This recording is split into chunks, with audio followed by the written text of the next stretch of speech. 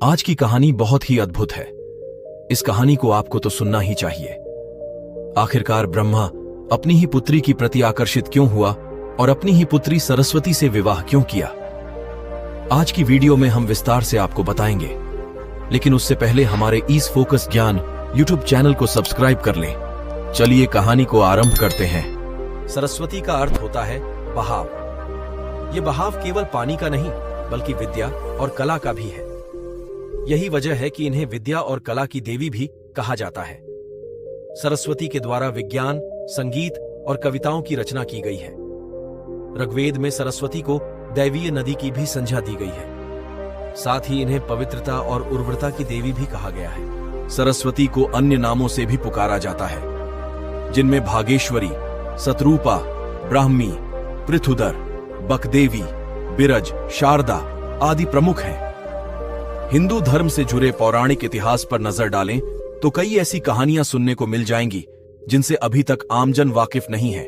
विस्तृत इतिहास होने की वजह से कुछ घटनाएं छूट जाती हैं तो कुछ नजरअंदाज कर दी जाती हैं।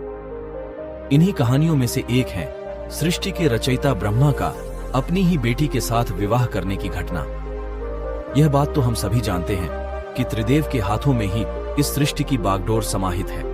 ब्रह्मा के पास सृष्टि की रचना का दायित्व है तो विष्णु के पास संरक्षण का, वहीं देवों के देव कहे जाने वाले महादेव शिव को विनाश का जिम्मा सौंपा गया है। इसी विनाश के बाद फिर से शुरू होता है सृजन का चक्र। ब्रह्मा का अपनी ही बेटी के साथ विवाह करने की इस घटना का उल्लेख सरस्वती पुराण में वर्णित है। सरस्वती पुराण के अनुसार सृष्टि की रचना करते समय ब्रह्मा ने सीधे अपने वीर्य से सरस्वती को जन्म दिया था।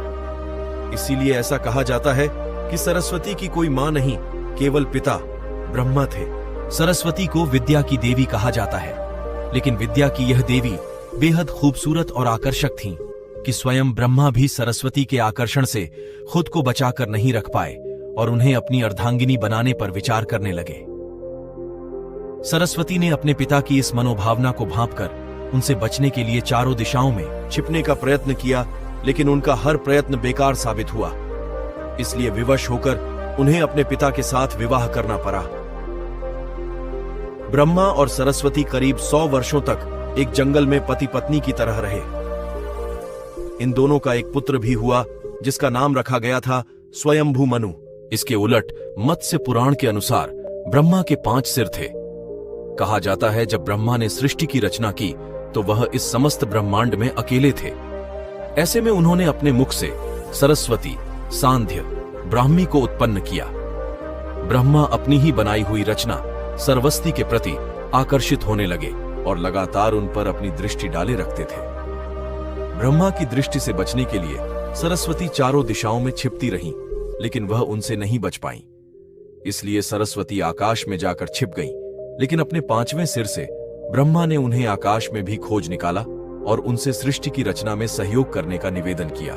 सरस्वती से विवाह करने के पश्चात सर्वप्रथम मनु का जन्म हुआ। ब्रह्मा और सरस्वती की यह संतान मनु को पृथ्वी पर जन्म लेने वाला पहला मानव कहा जाता है।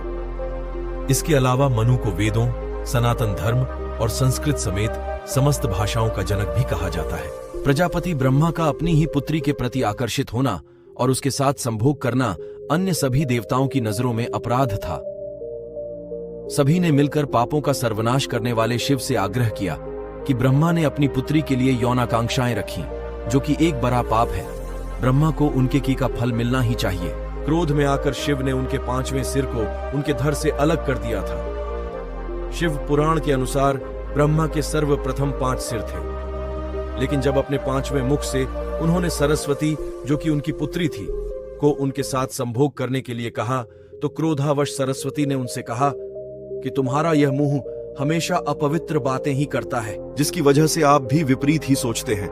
इसी घटना के बाद एक बार भगवान शिव अपनी अर्धांगिनी पार्वती को ढूंढते हुए ब्रह्मा के पास पहुंचे तो 5वें सिर को छोड़कर उनके अन्य सभी मुखों ने उनका अभिवादन किया, जबकि 5वें मुख ने अमंगल आवाजें निकालनी शुरू कर दी। इसी कारणवश क्रोध में आकर शिव ने ब्रह्मा के 5वें सिर को उनके धड़ से अलग कर दिया।